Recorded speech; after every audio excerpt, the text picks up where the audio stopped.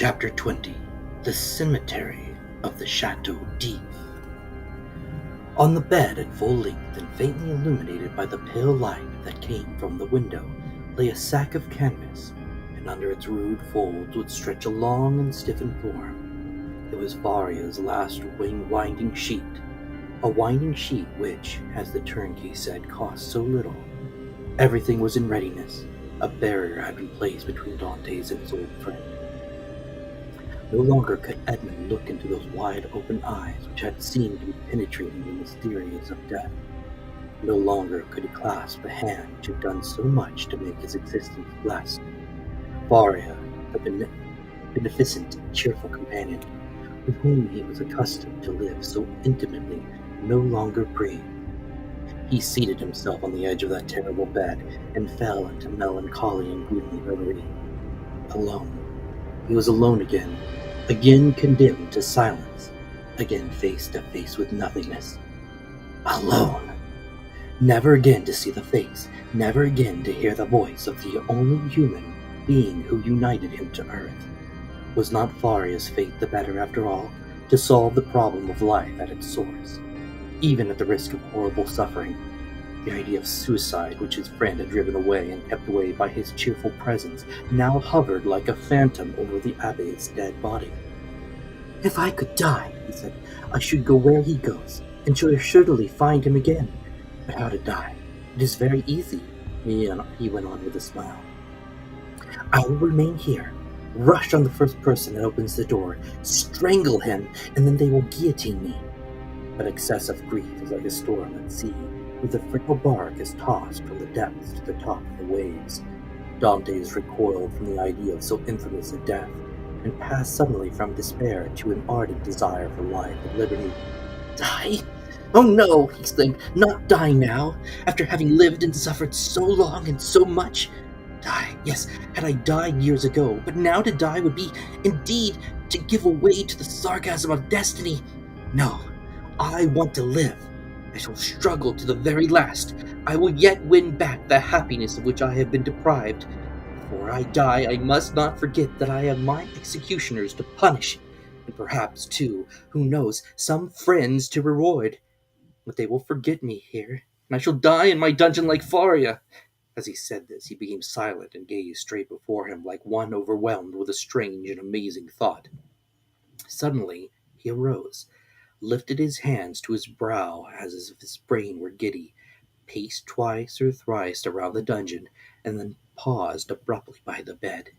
"Just God!" he muttered. "Whence comes this thought? Is it from thee? Since none but the dead pass freely from this dungeon, let me take the place of the dead."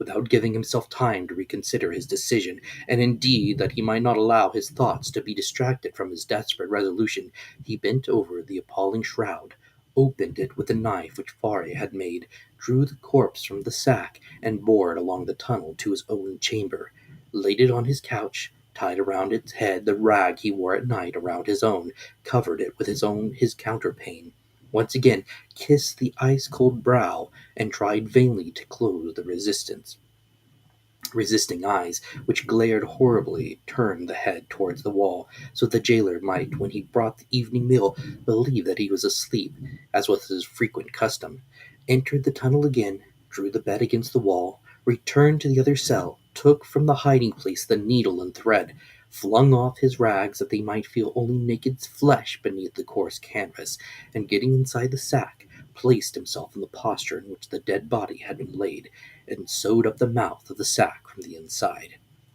He would have been discovered by the beating of his heart if by any mischance the jailers had entered at that moment.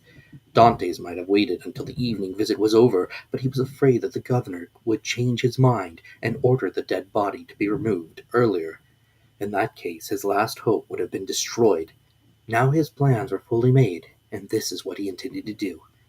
If while he was being carried out, the grave-diggers should discover that they were bearing alive instead of a dead body, Dantès did not intend to give them time to recognize him, but with a sudden cut of the knife he meant to open the sack from top to bottom, and profiting by their alarm, escape. If they tried to catch him, he would use his knife to better purpose. If they took him to the cemetery and laid him in a grave, he would allow himself to be covered with earth, And then, as it was night, the gravediggers could scarcely have turned their backs before he would have worked his way through the yielding soil and escaped. He hoped that the weight of earth would not be so great that he could not overcome it. If he was detected in this, and the earth proved too heavy, he would be stifled, and then so much the better. All would be over. Dantès had not eaten since the preceding evening, but he had not thought of hunger, nor did he think of it now. His situation was too precarious to allow him even time to reflect on any thought but one. The first risk that Dantès ran was that the jailer, when he brought him his supper at 7 o'clock, might perceive the change that had been made. Fortunately, 20 times at least, from misanthropy or fatigue, Dantès had received his jailer in bed, and then the man placed his bread and soup on the table and went away without saying a word. This time the jailer might not be as silent as usual, but speak to Dantès, and seeing that he received no reply, go to the bed, and thus discover all. When 7 o'clock came, Dante's agony really began. His hand placed upon his heart was unable to repress its throbbings, while with the other he wiped the perspiration from his temples. From time to time chills ran through his whole body and clutched his heart in a grasp of ice. Then he thought he was going to die. Yet the hours passed on without any unusual disturbance, and Dantes knew that he had escaped the first peril. It was a good augury. At length, about the hour the governor had appointed, footsteps were heard on the stairs. Edmond felt that the moment had arrived, summoned up all his courage, held his breath, and would have been happy if at the same time he could have repressed the throbbing of his veins. The footsteps, they were double, paused at the door, and Dantes guessed that the two grave-diggers had come to seek him. This idea was soon converted into certainty when he heard the noise they made in putting down the hand-bear. The door opened, and a dim light reached Dante's eyes through the coarse sack that covered him.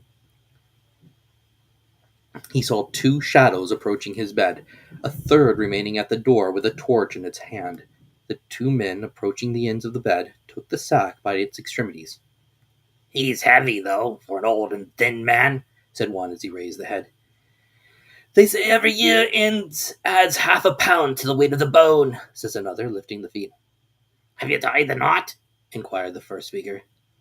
"What would be the use of carrying so much more weight?" was the reply. "I can do that when we get there." "Yes, you're right," replied the companion. "What's the knot for?" thought Dantes. They deposited the supposed corpse on the bier. Edmond stiffened himself in order to play the part of a dead man, and then the party, lighted by the man with the torch, who went first, ascended the stairs. Suddenly he felt the fresh and sharp night air, and Dantes knew that the mistral was blowing. It was a sensation in which pleasure and pain were strangely mingled. The bearers went on for 20 paces, then stopped, putting the bier down on the ground. One of them went away, and Dantes heard his shoes striking on the pavement. "Where am I?" he asked himself. "Really, he is by no means a light load," said the other bearer, sitting on the edge of the hand-barrow. Dante's first impulse was to escape, but fortunately he did not attempt it. "Give us some light," said the other bearer, "or I shall never find what I'm looking for." The man with the torch complied, although not asking in the most polite terms. "What can he be looking for?" thought Edmond. "The spade, perhaps?" An exclamation of satisfaction indicated that the gravedigger had found the object of his search. "Here it is at last, not without some trouble, though." "Yes," was the answer, "but it has lost nothing by waiting."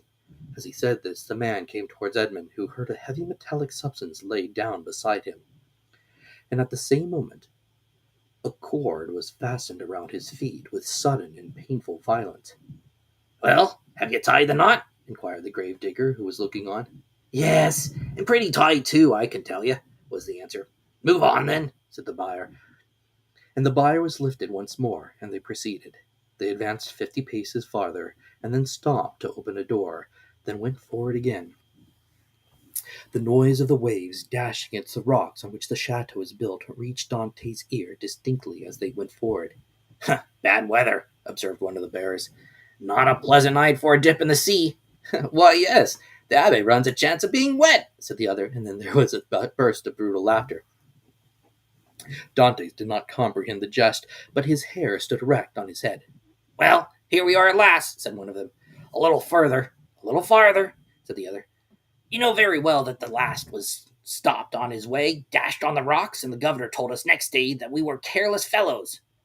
They ascended 5 or 6 more steps, and then Dantès felt that they took him, one by the heel, and the other by the head, and the other by the heels, and swung him to and fro.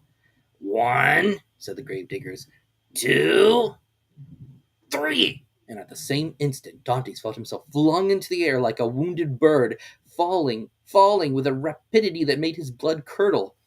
Although drawn downwards by the heavy weight which hastened his rapid descent, it seemed to him as if the fall lasted for a century. At last, with a horrible splash, he darted like an arrow into the ice-cold water, and as he did so he uttered a shrill cry, stifled in a moment by his immersion beneath the waves. Dantès had been flung into the sea, and was dragged into its depths by a 36-pound shot tied to his feet. The sea is the cemetery of the Château d'If.